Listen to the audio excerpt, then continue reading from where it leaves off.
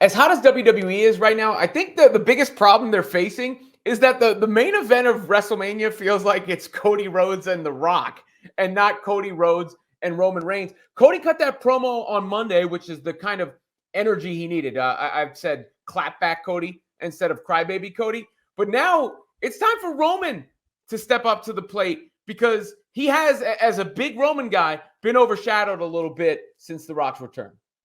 Overshadowed a little bit. No, he's been non-existent, man. Like the thing that everyone's talking about is Cody Rhodes versus The Rock. Unfortunately, this has honestly proven what I've been trying to tell you all these years. Roman Reigns is not at the level of a guy like The Rock. Whenever The Rock comes in, Roman kind of takes a back seat. And I'll just bring it back to this. Triple H had this quote back in the day. He said, the man makes the title doesn't make the man. It doesn't matter that Roman Reigns has been champion for the past 3 years. It just matters that The Rock is such a huge character that he just overshadowed him. And not only has The Rock overshadowed him, Cody Rhodes has also overshadowed him. And Roman, at this point, I think his time has already passed, man. Like, people just can't wait for him to lose that title and pass it over to Cody so he can go on and sail into the sunset. He did his job, but it kind of feels like he's been a placeholder. And honestly, I don't think it matters what he does on Friday. Just placeholder is disrespectful. Look, yeah, he is a placeholder. The Rock would overshadow anyone. Cody's shining. Cody's shining. I'll concede. Well, I don't think so. I think Cody's been eaten alive by shining higher than Roman. I'll concede this point to you. We were like desperately. Cody needs to do something, and then he's getting like brownie points because he's been killing it though. He's the face. Dog, you don't see the merchandise, bro. What are we doing? Come on. Roman has the #1 selling merchandise in the company. Okay, that's cool. But guess what? No one's checking for him. No one's saying, no one's checking for him. No one's saying I can't wait to see. No one's saying I cannot wait for Roman to face Cody Rhodes. I think this run has solidified The Rock as the greatest of all time. I don't think you can really argue anybody else against The Rock now. At the same time, Roman inherited the mantle from John Cena, and he's the biggest guy in the company since John Cena. And I only think it's going to take, as good as I think he is, one promo run, which is they're going to do. He's on McAfee's show. Then he's going to get the mic on SmackDown because Seth Rollins is still in his feelings about the last promo that Roman another side character where he's selling the two champs are side characters right now. Let's be real. The two characters have been a non-focal point in this feud right now. It's all about the Cody Crybabies and The Rock's millions. You can say what you want with Roman, but I don't think we've seen him for the past 3 years. If you get overshadowed, it only takes The Rock 2 seconds to overshadow. The past 3 years have been the most successful period in the company. It's the hottest it's been in the last 3 years. The trial of Roman Reigns, the tribal court of Roman Reigns, did a bigger number on television than any Rock segment since. Guess what? This WrestleMania is going to do the biggest numbers, and it's not because of Roman Reigns. If anything, if WrestleMania is seen as a success, it's not because of the tribal chief. It's going to be because Cody finished the story and The Rock came back and saved WrestleMania. Roman gets no credit for this run. What happens if Roman wins, by the way? Roman wins, then it proves that they can't take the title off of him because he's a prop. He needs that belt because you take that title away from him. Scenario from there. There's not. No, he's been washed, bro. He's been washed. Go, Seth, my bad. Team Rock, Team Roman, you both have had your say. I've listened very intently, and it's been great. You guys are very entertaining. You're clearly both on the opposite side of that, and I love it. Here's my point of view, and you guys are both going to be mad at me. Both of your guys are side characters to the real star of this show, and that's Cody Rhodes. He's the guy who this entire thing is based around. He is the main character of this story, and everybody else is a secondary character. That is a fact, because he is the one driving the story to have fun. But ultimately, we saw what he's done. And listen, to me, I think when Cody gets that championship from Roman, he's going to become the guy. And he's going to get the run that Roman is currently on, however long it might be. It might not be as long as Roman had, but he's going to be that guy. And I think it's very easy to understand that he will get as much gravitas as Roman's gotten. And Roman's going to step back. Rock has a different level because he has all that history behind him in one of the biggest eras in wrestling. So you automatically give him that reverence because of what he's done.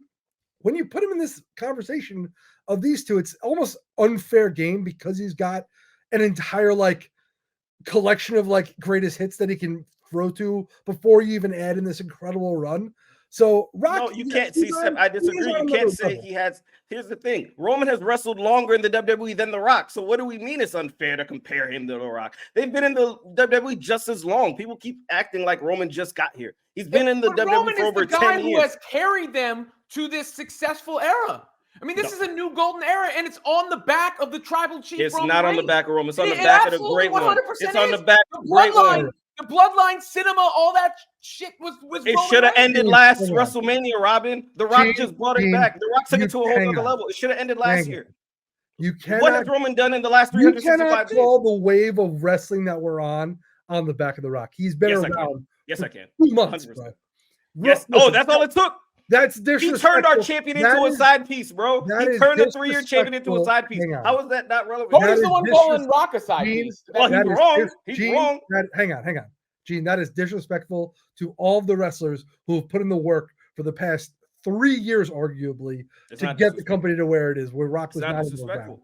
Everyone is upping their game because of this. How is it disrespectful? That's all well and good. You can make an argument that he has been the cherry on top of this, and that he has. We've never seen Cody Rhodes this hot before. Boost, but you cannot say that he is the reason that WWE. He's not the reason WWE's got to where it is.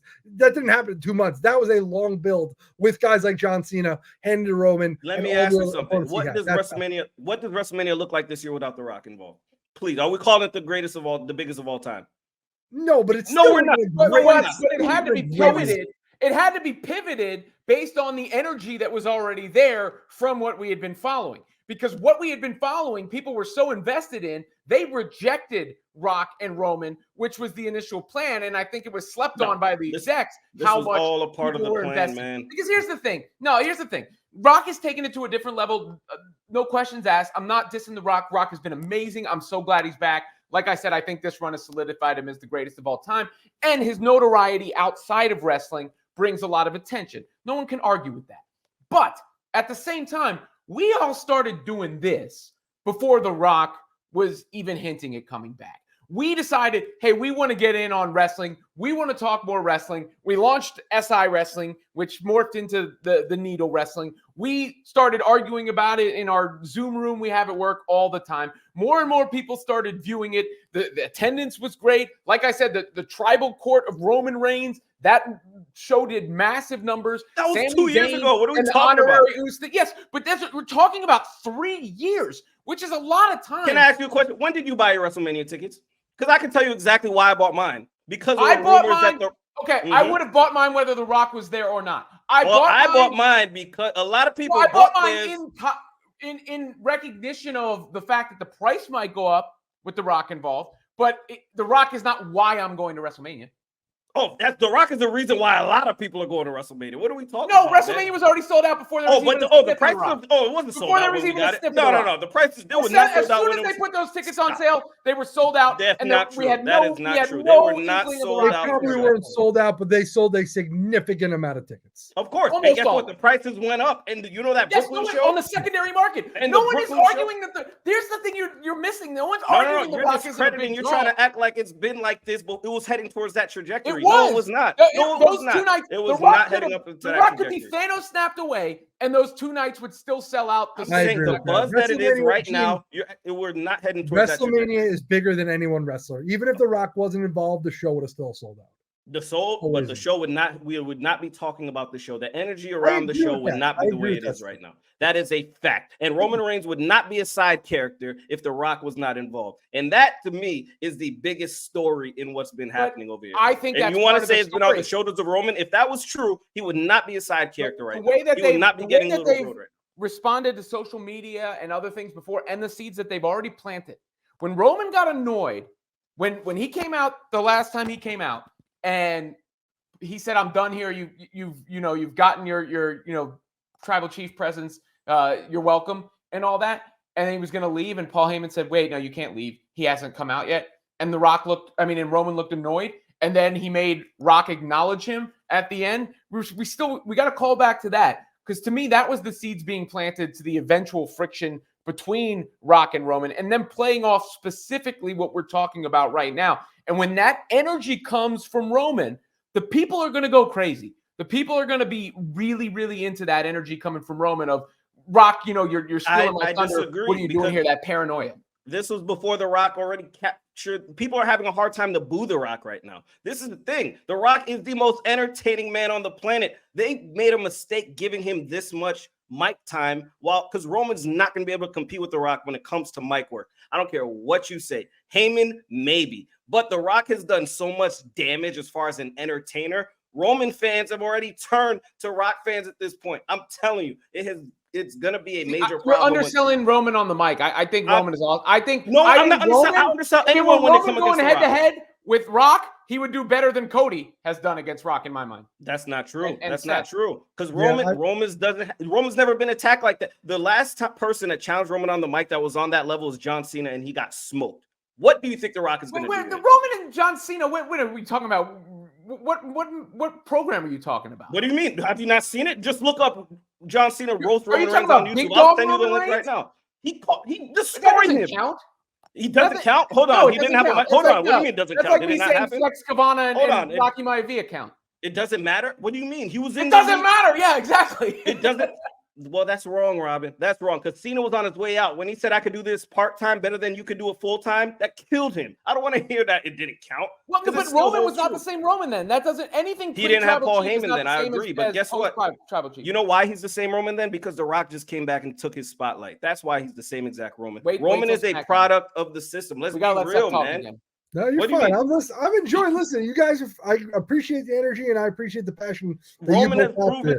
We have had this conversation. Who is Roman without that championship? I agree. When you think of guys like Austin, Rock, Cena, Taker, Michaels, you don't picture them with a title. You just see them as they are as entertainers. I respectfully disagree. I see John Cena with the title coming out. I'll give you Cena in the draft. If you ask me like what iconic moment do you picture John Cena? It's the night with the draft, the championship coming out, orange jersey. That'll always be like the John Cena in my brain.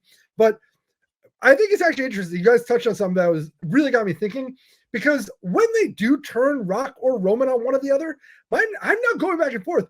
Who's going to be the face? Because Rock's been so fun as a heel, and I think it would be interesting to finally give Roman a chance to become a face again because he's been a heel for so long. But obviously cheering for The Rock is so easy. So now I'm kind of like, I wonder where they're going to go there. You've really brought that into my attention of like, what's the best decision there? You can't turn Roman on face. the other at some point. You cannot turn him face. You cannot turn Roman face. It will not work. You can. No, you cannot. It's been tried and true, and fans. But you cannot. But face in the sense of Stone Cold Steve Austin face or The Rock face. This is a different character. We're not talking about Cody. This is what Cody deserves the most credit for. He's able to be like a pure ass baby face that's almost impossible to be.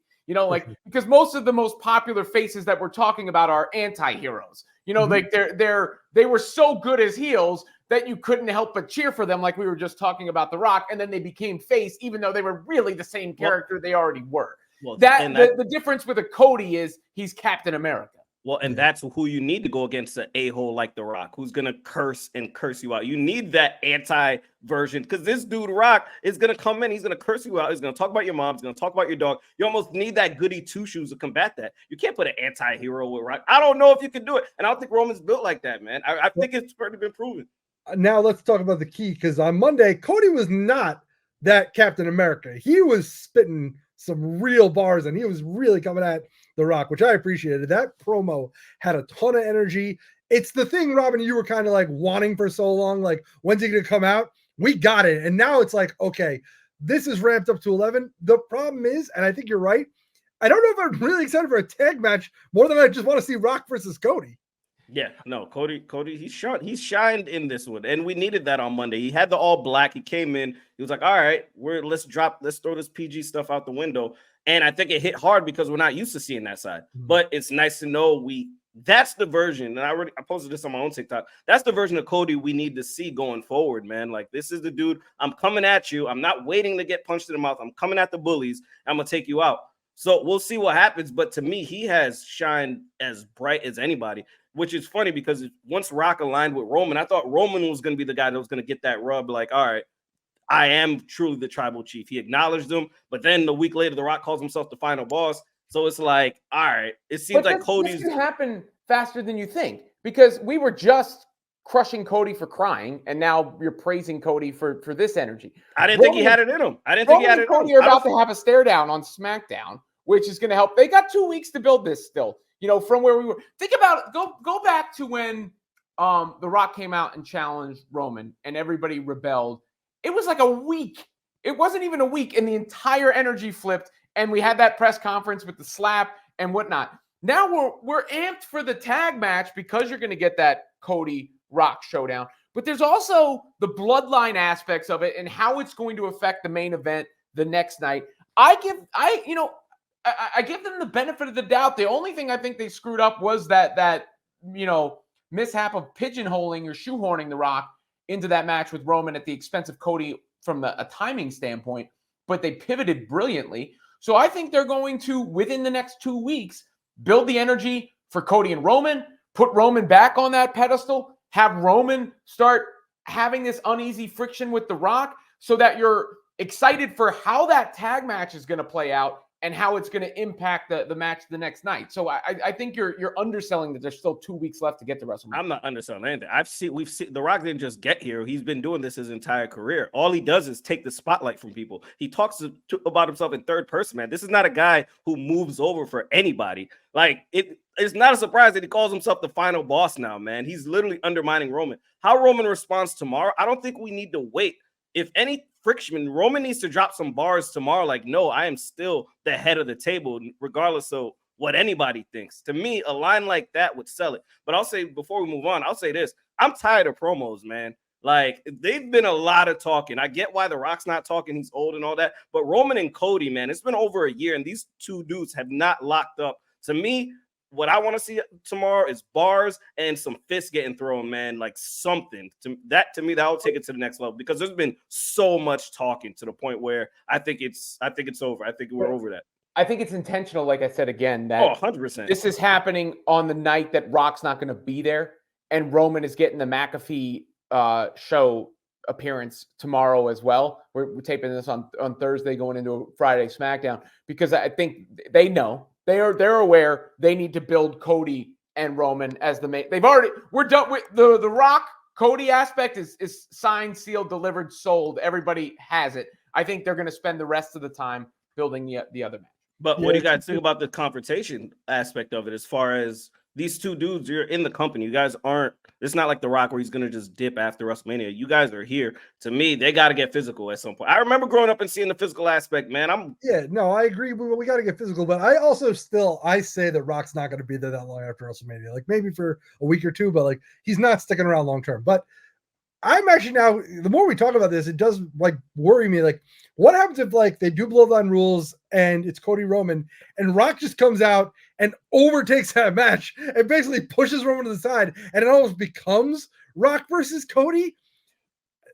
Is that like a good thing or a bad thing? I kind of now can go back and forth where I'd be like, oh, I actually want to see that more than Cody Roman as long as it's still for the title. Like, it almost kind of becomes like a triple threat in that, like, kind of says without like Rock ever having a chance to win the belt. Well, that you raise a good point, because if The Rock gets too involved in the championship match, does that take away from Cody finishing the story? If Rock costs Roman the title accidentally, are Cody fans still happy that he finished the story? If it means let's say Rock accidentally hits Roman with a chair, Cody hits the crossroads, wins the title, does that take away? You keep Roman looking strong. Yeah. Roman beef and Rock start. Cody finishes the story. Is that really a happy ending, or do fans want to see Cody conquer both guys and then win the title? And is it too much if he does beat both guys? Is it too unbelievable? Is it too much if he does conquer both? There is a very delicate balance to booking this match if it becomes bloodline rules, which I think everyone thinks like they've been pushing it too much for it to not be bloodline rules, and I think I'd be almost disappointed if it wasn't. But you do once it becomes an anything goes, you could just put too much in something. It's like when you're cooking a great meal, you don't want to over salt everything because then it's just you really have to be delicate with the balance of all the different ingredients in this match. It is pretty cool though. That's the thing I think we all need to realize. We sit here and we debate and we argue and go back and forth. we're living in a very unique moment in time and a very special moment in time where Gene can even fix his mouth to say like Roman Reigns is a side chick and he is right now. No, let's be real. Come on, now. I'm not lying. I get it. I'm trying to offer you a damn olive branch here and just say we should all. Saying, there's one guy, man. The reason I come in fired up, the only reason I come fired up is because I told you everything was gonna be all right, and y'all doubted the whole thing. But yeah, well, I'm cool. I'm all right. Before we get out of here, let's talk about AEW a little bit. They've had these bounce back moments. I think we did discuss the free agent signings, which I like to separate and say that they're both good for AEW and not bad for WWE. I think that's fine to say. But they have, Mercedes is there now. She's been there a couple weeks. Tony Khan was sort of propping her up as the face of the company. And then on top of that, they had the 3-hour show. Now, this is not an AEW diss. I don't like Raw as much as I like SmackDown in large part because I think 2 hours is a better window for people's attention spans and everything. But they had Edge with the whatever he's calling that spike bat hitting Christian in the nether regions. You got Okada out there getting back into the action or getting into the action for the first time. And it does feel like, I'll say it this way. It feels like, I don't know if it's going to translate into tangible numbers, but it feels like the energy has shifted from at once they were very hyped, then it got kind of dark, and now there's a little bit of a buzz again. Yeah, I'm the first one to say 3 hours of wrestling is just too much. I did the ultimate Raw into AEW and did like 6 hours on the DVR, still truncated, but it was a lot, and I was feeling it by the end. But I will say, Okada versus Eddie Kingston was incredible. I love that match. Putting the strap on Okada, the Continental title, was so smart. Instantly gives him more credibility. He should be a champion because he's worthy of that. I love the little addition of Matt and Nick Jackson sitting at the monitor backstage next to Tony Khan, getting all hype when he won, just like that, position of power and grill that everyone attributes to a Vince or something. So it's just I love the way they just made the decisions on that visually as well as just storyline wise. I thought it was just so excellent. And yeah, the show's been great. Mercedes' promos have been very entertaining. I still cannot wait to see her actually wrestle. But yeah, AEW to me is starting to fire on all cylinders. I'm really excited about it. Yeah, I watched the show last night. I was entertained, man. Like Eddie Kingston, I got my thoughts on Eddie Kingston, but I thought him and Okada, I thought they you don't think he's any good. Just say it. You can say yeah, I think he's overrated. I think he's all right, but I enjoyed the match. I'll say this. I enjoyed the match. I will say AEW right now feels like, yeah, it was a lot of hype and then it kind of died, but now it's kind of getting to the steady, okay, we got time to kind of figure ourselves out a little bit. All right. All right, we know who our heavy hitters are. Let's start with Mercedes, and then let's go right into Okada. Let's not even give a break on that. To me, I thought the transition between segments was really good. And an underrated match last night. I thought Chris Jericho and Hook actually told a really cool story last night. I'm curious where that goes. But overall, I think it seems intentional what they're doing right now. Instead of just throwing a bunch of stuff at the wall, it seems like they really know what they're doing. My only concern is it's a lot of guys at the top of their roster that are high in age, and you don't really see a lot of their young guys with the titles. I think Edge is 50. I think Samoa Joe 45. Yeah. You know what I mean? A lot of their titles are being held by guys you would think would be passing the torch along. So I'm curious how to get to that point. But other than that, I think as far as how they're booking their heavy hitters, I think they've hit it. I'm excited for the Daniels match with Ospreay, but yeah, I only got one concern. That's how you transition from the old. I'll throw out a caveat, Gene, because this is really important. When you have champions with the experience they have, that's only good for young wrestlers and for the guys you want to become stars. Nothing builds a babyface or a character more than time. If you invest in a young wrestler and give them that opportunity to grow, then that is what will make them that much more valuable when they do take that title from somebody who's a little bit more experienced. But you don't want to be WCW later in that run or all elderly wrestling or people, because we did talk about that when I think there was a Big Show Flair episode not too long ago. Yeah, they need to be done with that. If they're gonna mix in the young guys, I don't want to see Edge and Christian again. I want to see Edge with a young buck at this point. You know what I mean? No pun intended. No doubt about it. Needle Wrestling, you can check it out. Like and subscribe to the show. Share, comment. We will get back to you. Robin Lundberg, Gene Cherry, Dave Sepperson.